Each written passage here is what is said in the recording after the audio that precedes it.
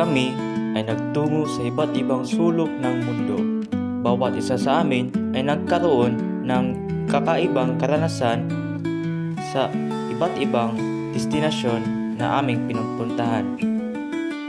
Ang unang hinto ng aming paglalakbay ay ang maganda at masikat na museum na pinangalang Upside Down Museum or UDM, kung saan matatagpuan mo ang mga bagay na nakabaliktad ang lahat ng disenyo sa loob, tulad ng mga naglalakihang sapatos, biscuit, at mga nakabaliktad na sasakyan, hapag, kainan, kwarto, building at mga kalsada.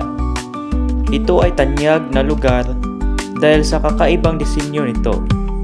Kung sa labas ay akalin mong isang normal lamang na museum, ngunit pag ikay pumasok, paniguradong mamangha ka sa mga bagay sa loob na aakalin mong sa mga movies mo lang makikita. Pumunta naman tayo sa Torino Resort, isang kakaibang destinasyon na nagbibigay ng pagkakataon upang makapag-relax at makaramdam ng kapayapaan.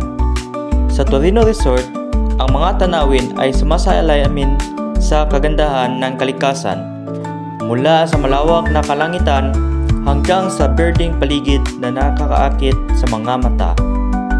Ang Torino Resort ay may wildlife reserve na naglalaman ng buaya, ahas, isda at iba-ibang klase ng mga ibon. Ang paligid nito ay nakaka-relax dahil sa tahimik at maaliwalas na kapaligiran. Dumako naman tayo sa Beach House, isang resort na makikita sa Old Sagay. Isang destinasyon para sa mga tao na gustong magpahinga para malinawaan ang kanilang mga utak, dahil tinataglay nito ang magandang tanawin at magandang struktura. Kabilang na dito ang mga cottage, mga duyan, bidyokehan at ang bahay sa beach house. Pwede ka rin mag-overnight dito, at pinakamaganda pa rito ay kitang-kita yung sunset dito. Kung ikaw ay naghahanap ng isang lugar para sa iyong bakasyon, ang beach house sa Old Sagay ay isang magandang pagpipilian. Dumako naman tayo sa isang magandang destinasyon na tinatawag na Calanugan Falls.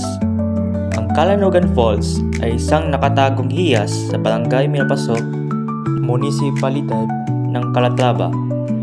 Sa paglalakbay nito, ang mga tanawin ay nag-iiba-iba, mula sa mga luntiang palayan, nagiging kagubatan ng mga puno ng niyog at kahoy na naglalabas ng sariwang hangin. Ang bawat hakbang ay nagdadala ng panibagong kagandahan na nagpapaala sa atin ng kapayapaan at pagiging simple ng buhay sa probinsya. Ang lakas ng tubig na bumabagsak mula sa mataas na batuhan ay nagpapatunay sa kagandahan at kapangyarihan ng kalikasan. Ang tubig ay kristal na malinaw, nag-aanyaya sa akin na maligo at magpalamig. Ang mga bato sa paligid ay makinis at nag-aalok ng komportableng lugar para umupo at mag-iisip. Habang nakalubog sa malamig na tubig, mararamdaman mo ang pagiging isa sa kalikasan. Ang tunog ng agos ng tubig, ang huni ng mga ibon, at ang sariwang hangin ay nag-aalis ng lahat ng mga aalalahin. Dito naman tayo sa Maasin Cave. Ang lugar na ito ay kilala sa kanyang puting buhangin, kristal na tubig at white sand. Makapag-relax ka dito at mag-swimming.